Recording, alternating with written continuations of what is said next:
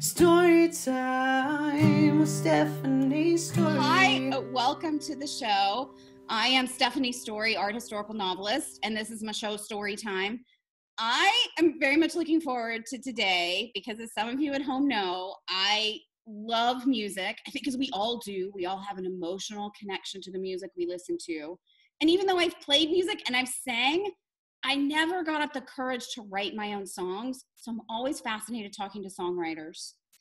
This woman, my guest, she's been a solo artist and like singer-songwriter. She was a solo artist for like 10 years before she joined up with two different musicians to form a very popular Kansas City-based trio called Olivia Fox. So we're going to talk about solo writing and about collaboration and about what they're doing for women's issues. Thank you so much for joining me today, Lauren Flynn. Yes. Thank you for having me. I got it right. I was telling you before the show, I was worried I was going to call you Lauren Fox because I have Olivia Fox in my head. Anyway. Which I said was totally fine. That's fine. Okay, before I ask you some about the trio and about working in that thing and some of your career and stuff, I'm serious. Like, I write novels. I have 350 pages to tell my story. Which is amazing that you do that, by the way. I don't know how you do that. But it does. It seems like the counter opposite. Like, you have 3.5 minutes, you know, on average, right? To tell a story in a song. What is your personal, I know every songwriter is different. What does your personal process look like when you sit down? Do you have little bits already in your head? When you sit down to write a song, describe to me what your songwriting process looks like. Well, you know, I've done it all kinds of ways. Like I've done all kinds of different techniques, but I think probably mostly what works for me, I'm not the kind of writer that will go in and sit down and say, today I'm going to write about love, or today I'm going to write about, you know, losing my shoe, or, you know, whatever. I don't kind of have that in mind. I'll be either like driving around or walking or something, and just something will just kind of spark. Like, it's always just a line for me that kind of starts it that way. And then I kind of just add to it after that. So then I'll record it on my phone and then come back later and start to kind of piece it together. But it's normally like just a line with a melody. So you're saying the lyric and the music for you in an ideal situation come at the same time? Because they seem like two such different objects to me in my brain. Some people, they are. Some people, they have like all of the music written first, and they're just kind of like da da da da da da, and then they just put lyrics to it.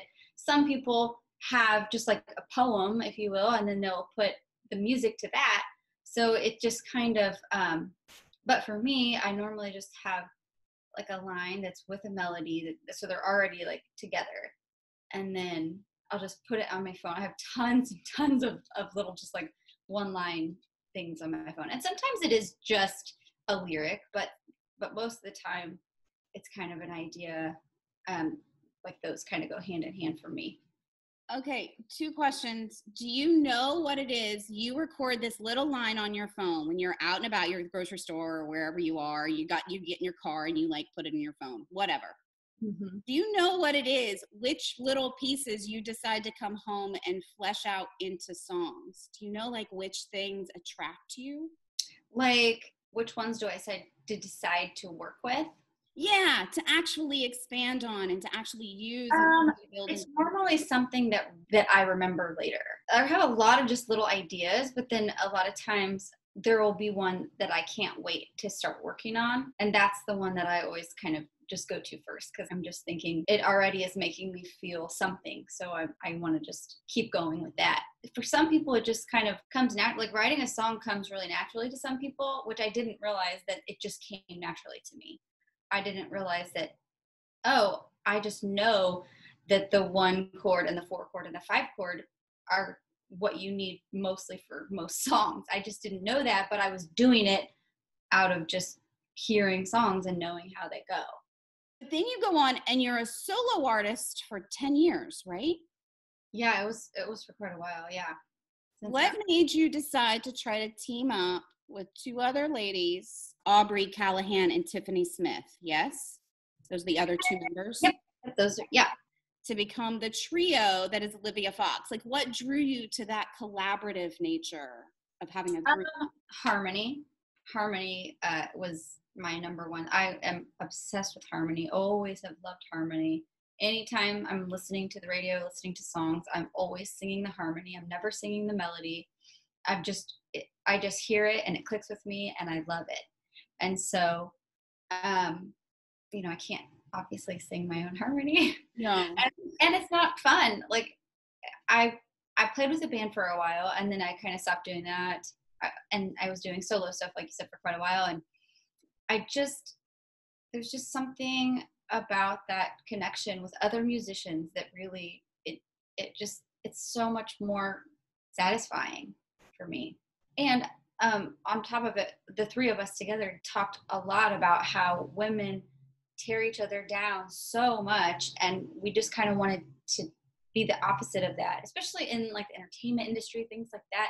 People feel so competitive, and we just wanted to just be supportive of other women and of ourselves, and I couldn't have found two more supportive women. They're unbelievable. And Elevator Doors is a lovely, lovely song, and it's about your personal battle with infertility. Yes. There was a lot of time in my life that I was trying to get pregnant, which is what the song's about. And every month after month after month, it wasn't working. And I was silent about the whole thing. I didn't tell anybody. And then I was working with Aubrey. We started out as a duo, and then I was like, no, I want a trio. So anyway, Aubrey and I were working together, and I didn't even like tell her I was going through this. And then one time I woke up with another negative test, and I felt just completely like I had been broken down and beaten, just horrible. But what was crazy is nobody on the outside knew that. So I was just fighting this internal battle that so many women go through without the knowledge of how to deal with it, because nobody talks about it unless it's maybe one of your close friends that has gone through it. You're probably not really going to know much about it, which I didn't know anything about it. And I was silent for the longest time. And so, and then finally by this time we had Tiffany around too. And we kind of started talking, and I was just, Aubrey and I kind of bonded over some like personal issues. And then I was thinking, this is just, we shouldn't be doing this in silence. Like we should be like supporting each other and telling each other what's going on, so we're, you know, not alone. How hard is it to put that into a song and put it out into the world? Was that difficult, or was it a release? Was it both? What was that process like? It was a really big release for me. Just to kind of say, hey, like this is what I've been going through. I know I'm not alone on this, and just to kind of try and put into words like some feelings that maybe someone that doesn't have the words can kind of listen and relate to, and just say, oh my gosh, I know that exact feeling. I know that exact moment. I've gone through it, which I've talked to a few women that have said that they've gone through those exact moments throughout the song. So Elevator Doors, my husband and I tried for years to get pregnant, and we finally did get pregnant. We did IUI, and we went in for our first ultrasound, and they were looking, and they didn't find anything. They found just an empty sac, which was just devastating, absolutely devastating for us. And so that's kind of what it's talking about in that first verse, is just the sound of silence. There was no heartbeat. There was nothing on the screen at all. And you're kind of just sitting there, and they have to call the doctor in, and there's just like this moment that, you know, something's not right, but you're just hoping and hoping and hoping that it's not what you're thinking. And so then after the news, we had to go out into the hall and sit and wait on the elevator doors. And that's kind of what stuck in my mind, is just, I was sitting there in front of the elevator doors thinking, like, how cruel. I have to sit here and wait on this door to open when all I want to do is just break down.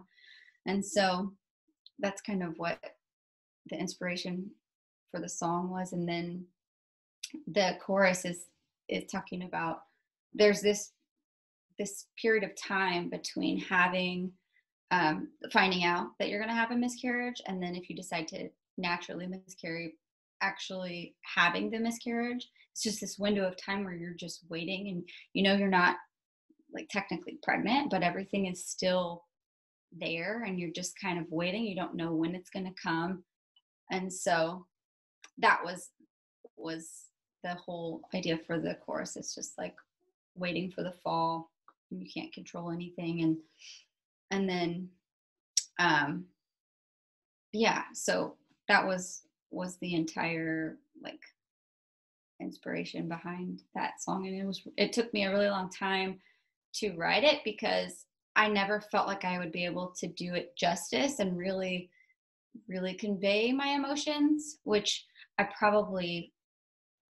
I then just decided I'll never really be able to convey it how I really feel, but I felt like I had to try. And so that's where we're at with elevator doors. Okay, but I do have a quick question about that, because when you're first getting the news, Mm-hmm. and it's devastating, and you're a songwriter, it took you a long time to actually write the song, but did you immediately turn to music as solace in any way? Or did it just, whether it was writing or listening to it, or did it just take you a long time to get to processing it in anything that would be considered related? I think both answers are, Yeah, it took me, I wouldn't even touch it. Like I couldn't even go there and touch it, because I wasn't able to emotionally get through it until the first line I had in that whole song was if you weren't going to stay. I thought, if you weren't going to stay, why'd you come at all? That was the very first like actual line I had for that song. I was sitting at the piano and I played it, and it made me just burst out crying. And then I was like, okay, like that's it. That's the line. I have to use the line and I have to write the song now. So that kind of all just, it was a big ball of emotions that came together, I guess. Even though it's tied to such a heartbreaking thing, this is going to sound weird, but it's beautiful that you found, I mean, first of all, the song's beautiful, but that you found an expression that gave yourself that release Mm-hmm. over such a huge emotional thing. I think that's the beauty of writing in whatever form we do it, right? Yeah, I agree. I think I feel like I'm very lucky that I have that outlet, and a lot of people don't. And so I guess that's another reason I kind of want to share the story for maybe someone that doesn't have the same type of outlet that I have. They're not able to process it that way. Maybe they can process it through my words. Okay, you brought up a little bit earlier that we're going through a strange time. We are. Yeah. This pandemic and sheltering in place, and we don't know how long it's going to last, and we don't know how long it's going to go on. So first of all, how is it affecting your, like, the business side of music? Because you can't go out and perform. It's harder to go out and get your work out. How is it affecting that side first? And then I'll ask about how it's affecting the creative self. But how's it affecting the business side of music right now? Well, I mean, I feel like for us, it's kind of just come to a screeching halt. I mean, for a lot of musicians, because if you can't play out, then what are you doing? Like, what? Because for me at least, and for us, the whole point is to be able to play out and share what we do. And if nobody is able to, I mean, it'd be like writing a book, spending all this time writing a book, but like, that it will never be out ever. Like, no one will ever read it. you know, and maybe for some people that is great for them, but for us and for what we do, we love the live performance aspect of it. And so that's really, this is kind of, well, we're just kind of in limbo, just waiting to figure out when we can do another show. Okay, so how does that affect your emotional, creative self? Are you still able to write music? Do you still feel a drive to write it since you don't have the public outlet for it? Personally, I have had, it's not done well for me creatively. I know a lot of people have probably taken this time and just to experiment and do different things creatively, but for me, it's just been kind of like, like I have no inspiration. It's been challenging for me. I also do have a child, so that takes up a lot of time as well, which is difficult to write now that I have him and I stay at home with him. So he's definitely taking up a lot of my creative energy as well. Okay, so I meant to ask this earlier, but there was a positive end to your infertility story. You do have a child. How old is he? And how is that process of being a mom? How is that treating your creative life? I mean, despite the pandemic, despite the quarantine and all of that, how's that?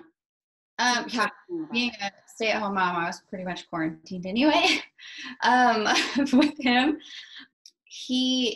it's been really challenging, like I said, to be able to find time to write, because when I have time, I just want to just sit in silence or, have a cup of tea or just kind of probably take a nap is more likely to what I would like to do. So, and I have a window, he's got a 2-hour nap. So I have 2 hours. So do I feel like creative in 2 hours? Maybe sometimes, but it's kind of difficult to write something when I have an hour here, like 45 minutes here, and this over here, when I have the dishes to do, laundry to do, and so basically what happens is I run around thinking, what do I need to do? What's most important? And I think about that. And then by the time I figure it out, he's up. So that's how I spend my day mostly. Thank you so much for joining me, Lauren. Thank you so much. You're a lovely, lovely soul. Like it comes across. You're just very, very sweet and earnest, and I really enjoyed this. Thank you for sharing your story in your music and talking to me about your process and all of the writing things. But thank you for putting music out in the world, even though it's hard right now. We all need it. Yes, thank you. Thank you so much. I appreciate it. Thank you. And see everybody next time. Stephanie story time virtually. We've got time and plenty of stories, talking stories in a novel way. Story time with Stephanie Story.